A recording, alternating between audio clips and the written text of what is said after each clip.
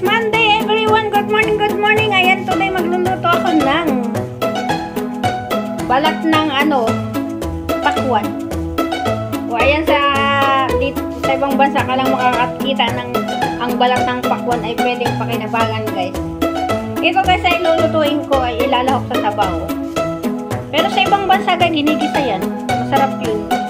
Doon ko yung natutuhan sa mga ibang lahi talaga. Niluluto talaga yan. Wala silang tapon. Ayan guys, o tingnan mo. Kitang-kita mo naman yan guys. O. Pinagbalatan ng pakwan. O diba? Nilalagay lang namin sa freezer yan guys. Kaya yan ay parang yellow. O yan, galing yan sa freezer. So ayan nga guys. Palalambutin ko paano yung tatanggalin ko yung yellow. Tapos babalatan ko yan. Babalatan ko yan para ilahok sa nilaga. At ito yung karne na paglalahokan ko. Napakulang ko yan, natanggal ko na yung maruming dugo niyan. Kaya nakaredy na rin yan. So, ayan. At eto guys, oh. Yan lang ang lahok niyang lulutuin kong nilaga. Ayan, oh. Carrot at saka lagi kong naimik yung sikwa. Kasi sikwa yan kasi guys. Dito sa Taiwan, ang tawag dyan ay sikwa. So, ayan. Sikwa, tapos, ayan yung carrot ay hongloko. At ito yung buto ng baboy, ang tawag dyan ay paiko. So, ang gagawin ko ngayon, guys, ay paikutang. Ang tawag sa gagawin ko ngayon ay paikutang. Ayan, ang galing So, kung ikaw ay gustong pumunta ng Taiwan, ayan, para hindi ka na banibago, panoorin mo lang lagi yung vlog ko para malaman mo kung anong pangalan ng mga niluluto. So, ayan, sikwapi ang tawag yan, sikwapi. Yun nga palang pi ay balat. So, sikwapi. So, kung tatanggalan mo siya ng balat ay xiaopi. Xiaopi. So, ayan na nga guys. Marami pa akong lulutuin guys. Yan lang ang inuna kong ipakita. So, at saka pala guys, nagluluto din ako ng sabaw namin ni Evelyn. Kakaiba kasi yung niluto kong sabaw namin ni Evelyn kasi hindi naman basta mas gusto ko yung Pilipinong pagkain. Ipakita ko sa inyo guys.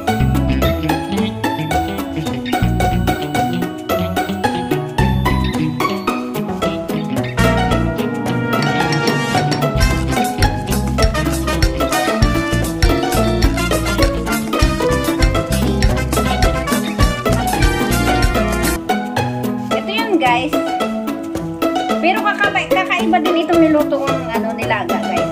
Ayan, nilagang baboy yan na may taba-taba.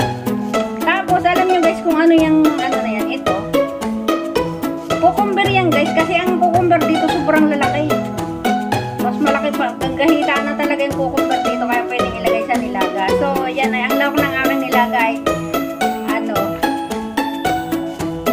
kulitchay. Ang kulitchay guys, talaga yung pangalan ng ating Pilipinas. Ang kulitchay nga palagay ay cabbage. Ayan, cabbage yan. Tapos, nilagyan ko pa siya ng sutangon para masarap na masarap. Ayan, pwede siyang pang merienda, pwede siyang pang ulam. So, ayan na nga guys.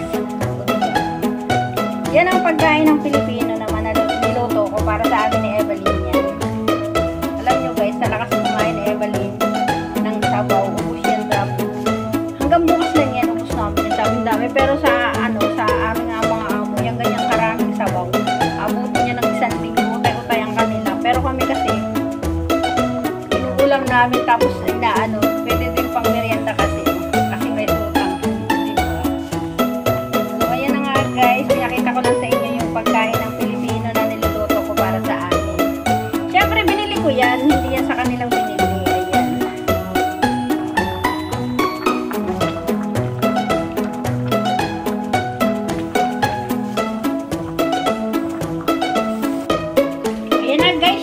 Yung balat ng pakwan. Ayan.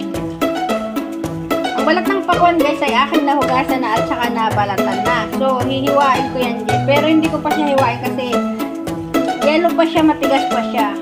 Kaya lang binalatan ko na kasi para madaling mabalatan. Kasi pag natanggal yung yellow niyan, mahirapan akong balatan. So, ayan na nga guys. Hintay Hintayin ko lang siya medyo lumambot-lambot yung yelo niya. Saka ko siya ihiwain. Tapos, saka ko umpisahang lutuin. So, ngayon, liligo muna ako habang ako'y nagpapaano nito. Kasi pang mamayang gabi pa naman yan. Pero kailangan lutuin ko ng mas maaga. At marami akong gagawin. Mamaya magla-live pa ako. So, ganun na lang. Utak-utak na lang kung paano para-paraan ng pagluluto ng mas mabilis. O, diba? O, diba? Kung kayo sa Pilipinas ay tinatapon nyo yung mga balat ng pakwan. Kasi, ito naman ay sa malalaking pakwan lang. Para makatipid kayo guys, kung kayo bumibili ng buo-buong pakwan, kainin nyo lang guys yung pwedeng kainin. Tapos yung pangilalim ay itira nyo, itabi nyo, ilagay nyo sa freezer o kaya ay sa ref lang. Tapos yung balatanin nyo, tapos pwede nyo nang igisa. Lagyan ng hipon o sutanghon or karne kasi pwede siya, pwede siyang lutuin. O diba, nakatipid ka na, kumain ka na ng prutas, kumain ka pa ng ng gulay, diba? Masarap siya, as in parang upo lang siya, wala kang ibang mararamdaman dyan kung hindi, parang kumain ka lang ng upo. Yun ang lasa niya guys. O diba? Okay guys, ako liligo lang muna kasi hintayin ko lang siyang matanggal yung yelo kasi nagyayelo yan eh. Nilagay ko kasi sa freezer. Okay? Wait for it. Okay?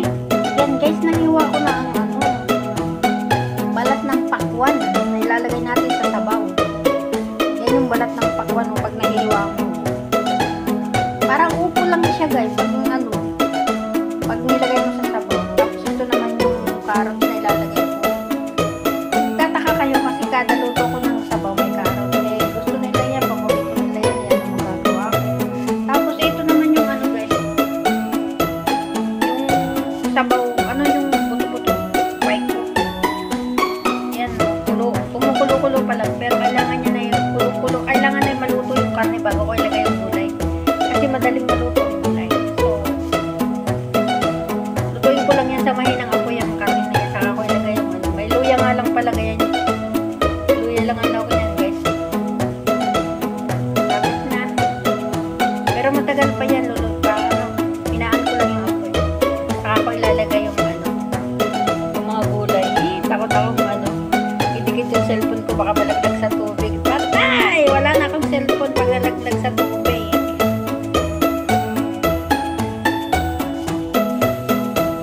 Yan, ilagay na natin ang mga ricado.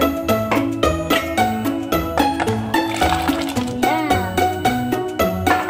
Madali lang yung maluto. After 15 minutes guys, luto na yan. Kaya, yan, tatakipan ko ulit. Ang lok nga lang pa yan guys ay luya tsaka asin lang, walang iba. Mamaya ko na asinan pag maluluto na. Para hindi maalat yung so, takipan ko lang guys para maluto na siya. At ayan guys, luto na ang aking balat ng pakwan na sabaw. Ayan. O, diba? May sabaw na yung aking mga amo. Sarap yan. Asin lang at saka luyang lang yan guys. Gayahin nyo ako guys. Huwag nyo itapon yung mga balat ng inyong pakwan. At gawin nyo ng gulay. Pwedeng ginisa. Isa lang. Lagyan ng sardinas. Saksutan mo. Nang sarap pala ng guys ng balat ng pakwan. O, diba? Hindi naman kasi marumi kasi yung balat ng pakwan guys. Kasi pagkakain kayo, hiwain nyo na agad yung yung dapat kainin, tapos yung balat, hiwalay nyo na para sure na malinis, diba? So, ayan, nandiyan na nagtatapos ang aking sabaw na pakwan ng ang balat ng pakwan na sabaw. O, diba? At ito naman guys, ang ulamin namin ngayong gabi. Ito guys ay napaka dilaw na kalabasa. Pati balat niyan dilaw. Ayun o. Sobrang dilaw niyan guys. Binalatan ko lang ng konti. Kaligat pati. I-steam ko lang ganyan kasi sobrang tamis niya.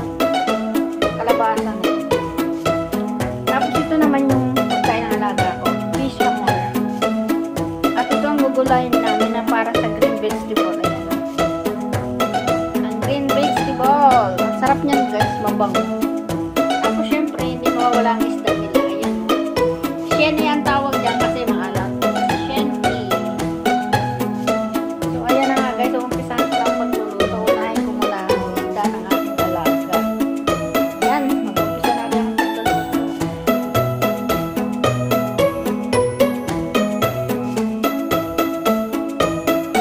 Ayan, nagluluto na ako guys. Inuuna ko yung isda ng alaga ko, yung fish hamor. Ayan.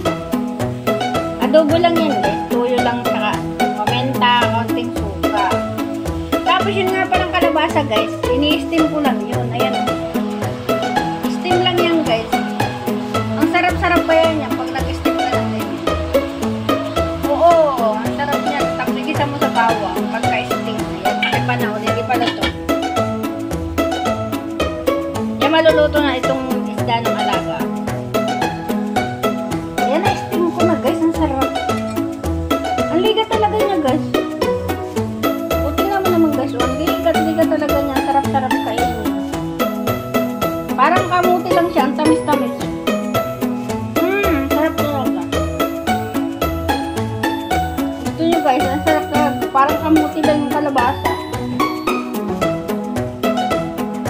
Ni-steam ko lang talaga yan guys. Subukan nyo. I-try.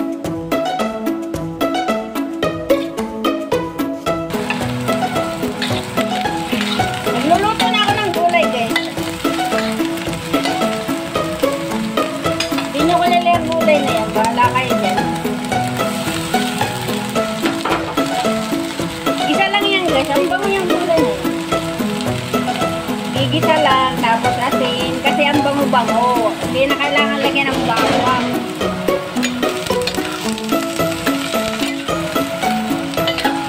Piling ko kulang ito nila. Nagluluto ako ng ibang gulay kasi may sila sa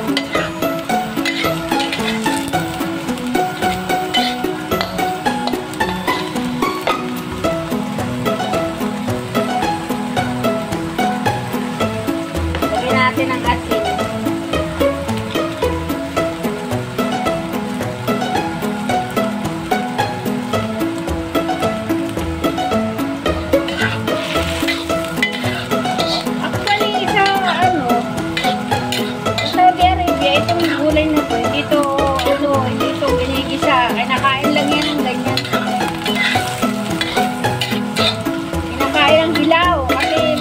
Mabango. Dito lang sa Taiwan niluluto. Nakaluto na nga pala ako ng isda guys. Hindi ko naipakita pagluluto ng isda kanina. Ayan o. Pinirito ko na. So ayan, maluluto ng gulay ko. Piling ko kulang. Wait lang guys. At ayan na nga guys. Dito na nagtatapos ang aking pagluluto. Ayan na. Ayan ang isda. Ito yung gulay na green na mabango. Hindi ko alam ang pangalan. Tapos pritong tokwa. Prito nga pala ako guys ng tokwa. Tapos pinisa. Tapos yung kalabasang steam na napakasarap. At nag-init din ako ng isda. Yung ng karne yung niluto ko kahapon.